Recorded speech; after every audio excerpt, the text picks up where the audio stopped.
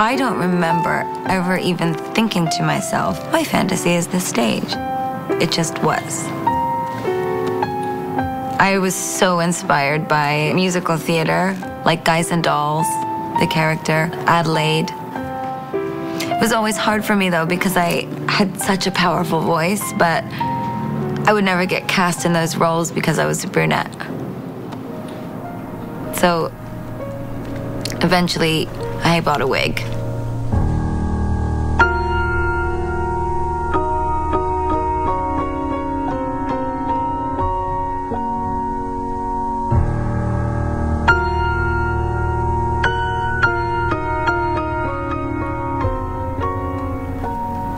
What was it like waiting for that audition? I knew that I had the best voice. It was just about the look. And I got that wig, and I just went for it. I just figured it out.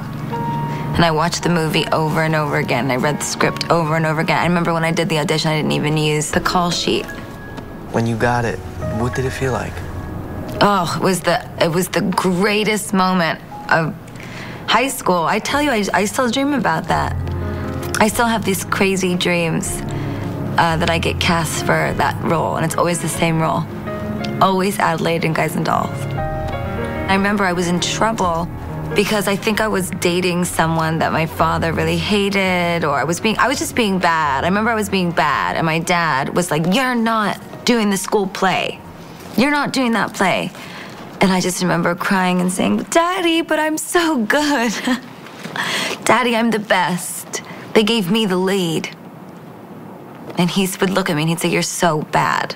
You're bad." Were you really that bad? I was bad.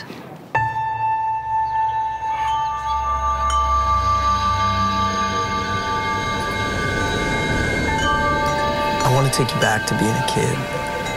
What made you want to learn music? I don't know exactly where my affinity for music comes from, but it is the thing that comes easiest to me.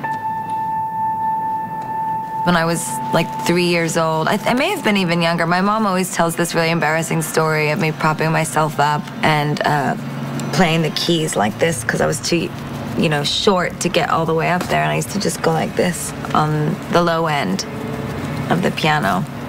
I guess she just looked at my dad one day and said we should get her some piano lessons. I started taking from this woman who was amazing. She was so great. She was like a really great friend. I didn't know this at the time, but she was actually a stripper. I remember I used to say, "Why do you have such long nails? Don't you ever cut your nails?" And she used to say, "Someday you'll understand why I don't cut my nails." She had these long nails like I have now. Now I understand. When I would play, I would sometimes be very floppy with my hands because I was so theatrical, so I would get really into it and be really emotional while I was playing classical pieces.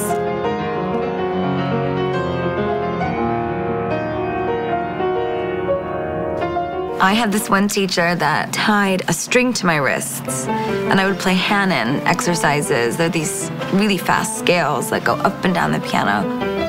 And then she would put this Pink Panther action figure that we would balance the neck of the Pink Panther on the string, and I would have to play really evenly so that Pink Panther wouldn't fall off the string. I was really, really good at piano. So my first instincts were to work so hard at practicing piano, and I might not have been a natural dancer, but I am a natural musician. That is the thing that I believe that I'm the greatest at.